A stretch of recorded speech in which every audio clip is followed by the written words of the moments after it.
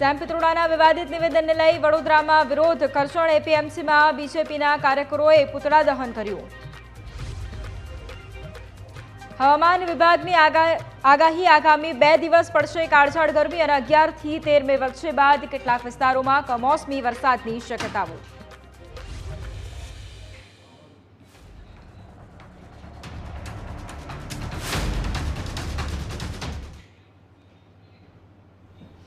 સમાચારની શરૂઆત મહત્વપૂર્ણ સમાચારથી કરવામાં આવે તો ઇફકોની ચૂંટણીને લઈને આ સૌથી મોટા સમાચાર અત્યારે ન્યૂઝ કેપિટલ પર સામે આવી રહ્યા છે। ઇફકોના ડિરેક્ટરની ચૂંટણીમાં જયેશ રાદડિયાની જીત થઈ છે। ઇફકોની ચૂંટણીમાં જયેશ રાદડિયાનો જાદુ ચાલી ગયો છે। 180 માંથી 110 મત જયેશ રાદડિયાને મળ્યા છે। 182 માંથી 180 મતદારોએ મતદાન કર્યું છે। 2 સભ્યો વિદેશ હોવાથી તેઓએ મતદાન નથી કર્યું। બિપિન પટેલ વર્સિસ જયેશ રાદડિયા વચ્ચે આ હરીફાઈ હતી। દિલ્હી ખાતે ઇફકોના ડિરેક્ટરની જે મતગણતરી છે તે કરવામાં આવી હતી।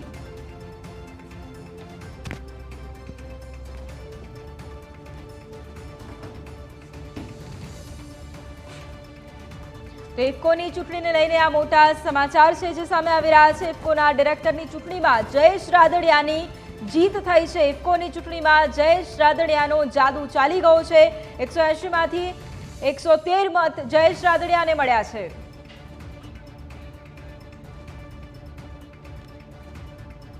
તો હાલ અમારી સાથે આઉટપુટ હેડ જીગર જોડાયા છે। જીગર, સૌથી પહેલા તો જયેશ રાદડિયાનો આજે વિજય થયો છે। સૌથી પહેલા તો ઇફકોની ચૂંટણીમાં આજે કારણ કે સામે તે આવ્યા હતા બીજેપી સામે જ બીજેપીના એમએલએ હતા, એટલે સૌથી પહેલા તો હવે કેવા સમીકરણો રચાશે? બિલકુલ વૈભવી, જે થવાનું જે આપણે બપોરે ચર્ચા કરતા હતા કે ઘી ઢોળાશે તો ખીચડીમાં, અને હવે ઘી એ ખીચડીમાં જ ઢોળાયું છે કારણ કે જયેશ રાદડિયા પણ પોતે જ બીજેપીમાંથી જ આવે છે અને પોતે ધારાસભ્ય છે। એટલે મયુર પણ આપણી સાથે આ ચર્ચામાં જોડાશે।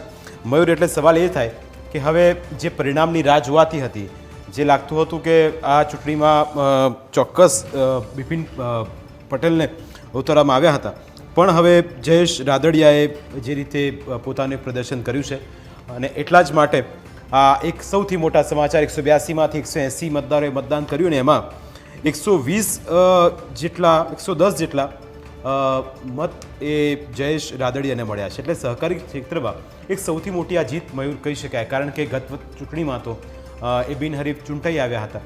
આ વખતની કસમસ લાગતી હતી, પણ બિપિન પટેલને બીજેપીએ મેન્ડેટ આપ્યું હતું, આ તરફ જયેશ રાદડિયાએ અપક્ષ ઉમેદવારી નોંધાવી હતી। એટલે સૌરાષ્ટ્રભરના 98 જે ટોટલ મત છે એ બધા તરફેણમાં મને લાગે છે કે ત્યાં સુધી જયેશ રાદડિયાના પક્ષમાં ગયા હશે। અને આ સફળતા મયુર, આપ એને કઈ રીતે જોઈ રહ્યા છો?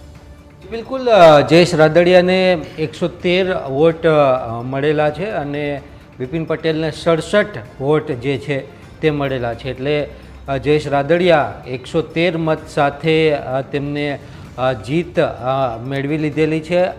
આ ચૂંટણીની અંદર બિપિન પટેલ જે ભારતીય જનતા પાર્ટી પ્રદેશના સહકાર સેલના કન્વીનર હતા અને ભારતીય જનતા પાર્ટી તેમને મેન્ડેટ પણ આપેલો હતો, પરંતુ તેમને પૂરતા મત નથી મળેલા। 91 મતથી આ ચૂંટણીની અંદર જીત છે તે થવાની હતી। 91 મત જે છે તે જીતવા માટે જોઈતા હતા, પરંતુ બિપિન પટેલ 67 મત ઉપર જ અટકી ગયેલા છે અને જયેશ રાદડિયાની જીત થઈ છે। જયેશ રાદડિયા પાસે સૌરાષ્ટ્ર ઝોનના 95 જે મત હતા તે તેમની પાસે હતા, તેમાં 67 મત તો ફક્ત રાજકોટ જિલ્લાના જ હતા, જુદી જુદી સહકારી સંઘ હતા તેમના હતા। તે ઉપરાંત દિલીપ સંઘાણીનો તેમને ટેકો હતો। તો સૌરાષ્ટ્ર ઝોનના તમામ જે મત છે તે જયેશ રાદડિયા અંકે કરવામાં સફળ રહેલા છે। તે ઉપરાંત જે છે તે મધ્ય ઝોનની અંદર પણ તેમની સાથે જે છે તે સહકારી સંઘો જોડાયેલા હતા અને તેમના મતો પણ તેમને મળેલા છે। આમ ઓવરઓલ 180નું મતદાન થયેલું હતું। 180નું મતદાન થયેલું, 182 મતદારો હતા। 2 મતદારો છે તે વિદેશની અંદર હોવાથી મતદાન નથી કરી શકેલા અને 180ના મતદાનની અંદર 113 વોટ જે છે તે જયેશ રાદડિયાએ મેળવેલા છે। અને પંકજ પટેલ ફોન લાઈન પર જોડાયા છે, જેમણે ઉમેદવારી નોંધાવી હતી પણ પરત ખેંચી હતી। પંકજભાઈ, આપનું સ્વાગત છે ન્યૂઝ કેપિટલમાં। હવે આ જીત થઈ છે સૌથી પહેલા તો એના પર આપનું રિએક્શન, પછી આપણે આગળ ચર્ચાને વધારી.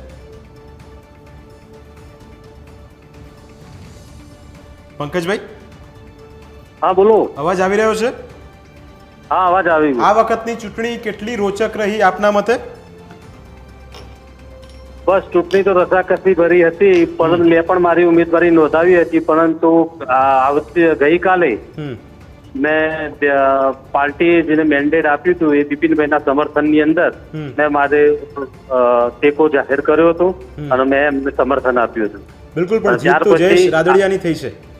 ત્યાર પછી આજે ચૂંટણી યોજાઈ તો ચૂંટણીની અંદર ટોટલ 182 મતો હતા. 182 માંથી 180 એ લોકોએ મતદાન કર્યું હતું અને જેમાં ગણતરીના અંતે 113 મત જયેશભાઈ રાદડિયાને મળે છે અને 67 મત બિપિનભાઈ સાહેબને મળે છે. પંકજભાઈ, આજે ચૂંટણી પ્રક્રિયા થઈ અને એની અંદર પાર્ટીએ મેન્ડેટ પણ આપેલો હતો. મેન્ડેટની સામે જઈ અને જયેશ રાદડિયાએ ફોર્મ ભરેલું. તો હવે આવનારા દિવસોની અંદર પ્રદેશ ભાજપના સહકારના રાજકારણમાં કેવો બદલાવ જુઓ છો? આવનાર દિવસોની અંદર તો હવે તો પાર્ટીએ જ નક્કી કરવાનું છે. હવે પાર્ટી જે નિર્ણય લે એ શિરોમાન્ય રહે. હવે આવતીકાલે ચેરમેન અને વાઇસ ચેરમેનની નિમણૂક માટેની પણ ચૂંટણી થવાની છે. ગુજરાતની અંદરથી કોને પ્રતિનિધિત્વ? આવતીકાલે ચેરમેન વાઇસ ચેરમેનની ચૂંટણી છે અને એમાં પણ એવું લાગે છે કે દિલીપભાઈ ફરીથી કદાચ ચેરમેન પર બીજા જ છે. ઓકે, એવું હાલના તબક્કે દેખાઈ રહ્યું છે. જયેશભાઈ વાઇસ ચેરમેન બની શકે એવી કેટલી શક્યતાઓ? ના ના ના, એવું જો દિલીપભાઈ ચેરમેન બને તો કોઈ એક જગ્યાએથી બે ને વાઇસ ચેરમેન તો બનાવે નહીં ને. તો કયો ચહેરો હોઈ શકે પંકજભાઈ? એટલે જો દિલીપભાઈ ચેરમેન બનતા હોય તો વાઇસ ચેરમેન કદાચ બીજા કોઈ સ્ટેટમાં આપે એવું બને. કયો ચહેરો હોઈ શકે જો એવું હોય તો? હા, જે એવું થાય તો કયો ચહેરો